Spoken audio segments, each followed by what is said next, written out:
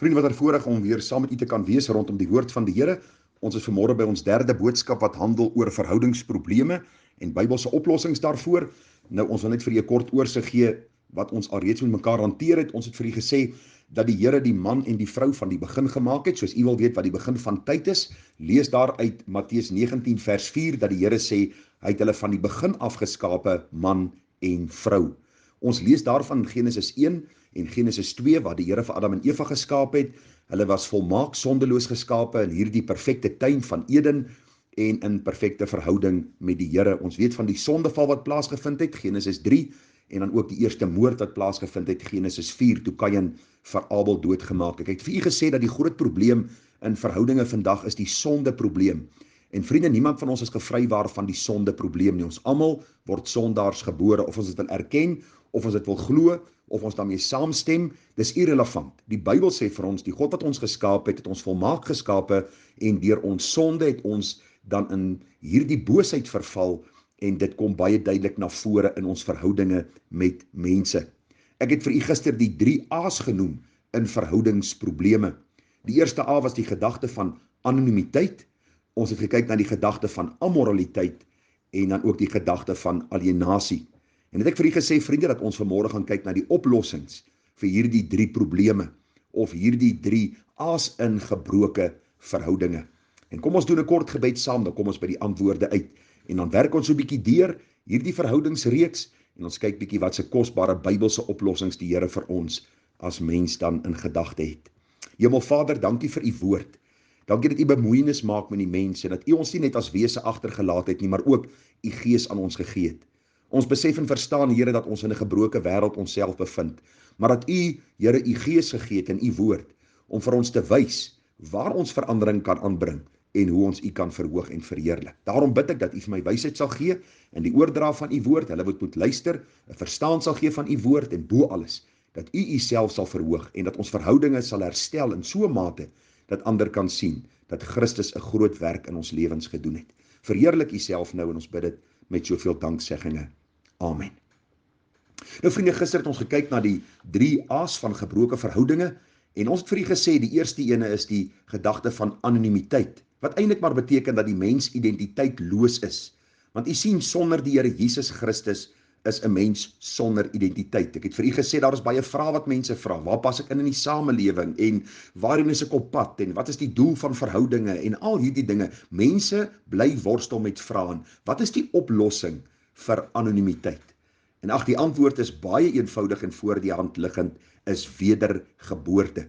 U sien, die sondaar is soos 'n dwaalende skaap. Jesaja 53 vers 6 sê vir ons. Hy is soos 'n dwaalende skaap en hy's eintlik op pad na nêrens. Hy lewe doelloos, hy lewe vir homself en daarom bring die wedergeboorte by ons 'n nuwe aptyd, 'n nuwe identiteit en kom ons by die Here Jesus Christus uit en hy word nou ons saligmaker en God word ons Vader en die Gees die een wat in ons woon en ons kom verseël tot die dag van verlossing. Hoor hoe pragtig stel die Bybel dit vir ons in 1 Johannes 3 vers 1. Kyk wat 'n groot liefde die Vader aan ons bewys het, dat ons kinders van God genoem kan word. Om hierdie rede ken die wêreld ons nie, omdat dit hom nie geken het nie. Geliefdes, nou is ons kinders van God, en dit is nog nie geopenbaar wat ons sal wees nie, maar ons weet dat ons, as hy verskyn, aan hom gelyk sal wees, omdat ons hom sal sien soos hy is. U sien, wanneer ons kind van God word, sê die Bybel in Romeine 8 vers 15, want julle het nie ontvang 'n gees van slawerny om weer te vrees nie, maar julle het ontvang die gees van aanneming tot kinders deur wie ons roep, Abba, Vader. 'n Sondaar mens wat tot bekering kom, wat weergebore word, wat van bo gebore word, wat se sondes vergewe word, vriende, ontvang 'n nuwe identiteit in die Here Jesus Christus, word kind van God, en daarom kan ons ook sê, onse Vader, wat in die hemel is, laat u naam geheilig word. So wat is die antwoord vir anonimiteit? Wedergeboorte, want in Christus vind ons ware identiteit en vind ons ware koers en rigting in hierdie lewe.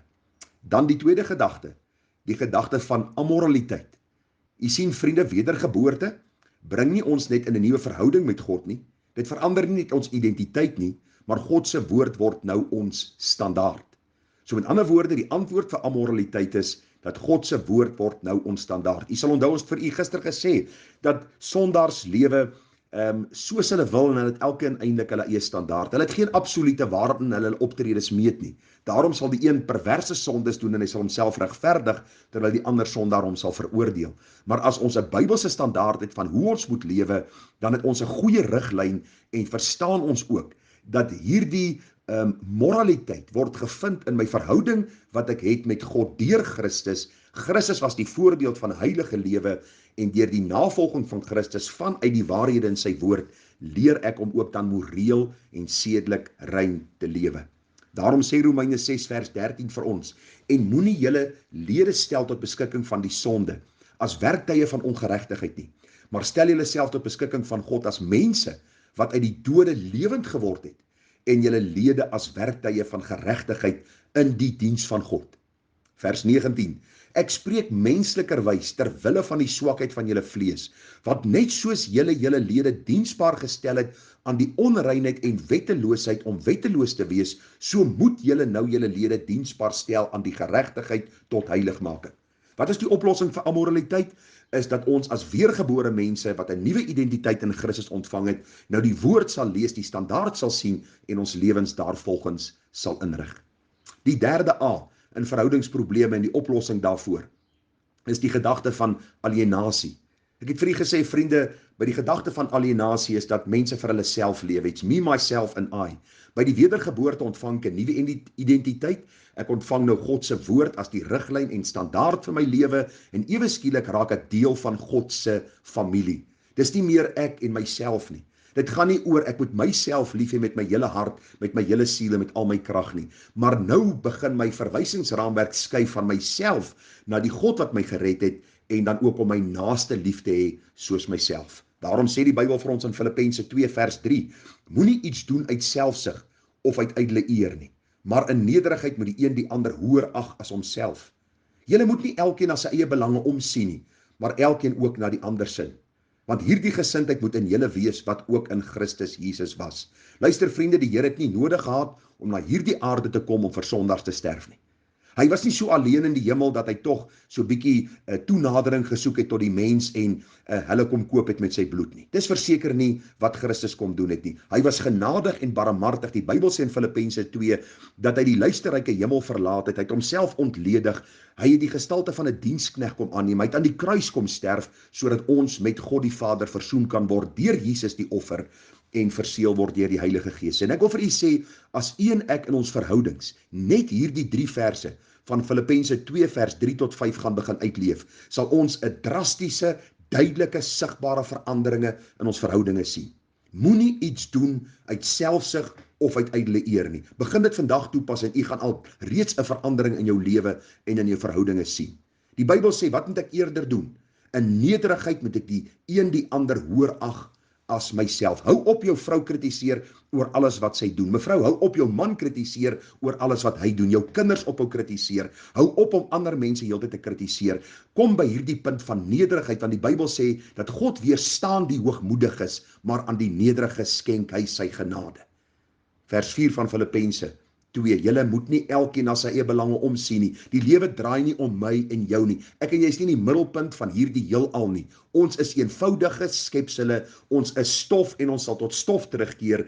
Daarom kan ons net ons waarde vind in die Here Jesus Christus en kan ons ook leef om ander bo myself te stel. Jy sien, die Bybel sê ons moet ander se belange bo myne stel. Ja, as jy getroud is, moet die man sy vrou se belange bo syne stel. Die vrou moet haar man se belange bo syne stel. Ons moet leer, ons moet ons kinders leer dat hulle sal besef wat hulle rol in die huis is, dat hulle kinders is wat geonderrig moet word, gedissiplineer moet word, dat hulle ook weer later in die samelewing hulle plek kan volstaan. Verstaan jy hoe kosbaar is God se waarhede in sy woord? Mense wil vir jou baie raad gee en baie tipe van storieetjies vertel oor hoe jy oplossings kan kry. Sit 'n teddybeer in die yskas en as jou vrou hom oopmaak, dan sien sy hierdie teddybeer of doen dit of doen hierdie ding en hulle kom nie by die hart van die probleem uit nie.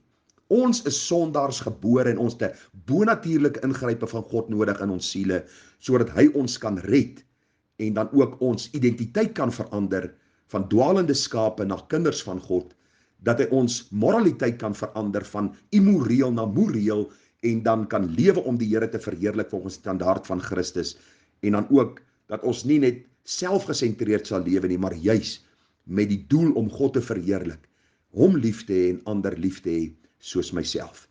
Ons gaan môre 'n bietjie verder praat oor die huweliksverhouding, een van die belangrikste verhoudings wat die Here in sy woord opgeteken het. En ons gaan bietjie kyk na die gedagte, wat bedoel die Here as hy sê die man moet sy vader en sy moeder verlaat, sy vrou aankleef en hulle sal een word. Ons gaan bietjie kyk wat die Bybel daaroor sê, en dan moet u verhouding toets, en dan gaan ons sien hoe ver ons tekort skiet, wat die oplossing is, en hoe ons die Here kan verheerlik. Mag die Here vir ons seën met wysheid, en mag hy genade gee dat ons ook dan deur hierdie reeksie nader aan hom en nader aan mekaar sal kom. Baie groete, baie seën en liefde, mooi dag verder, Tara.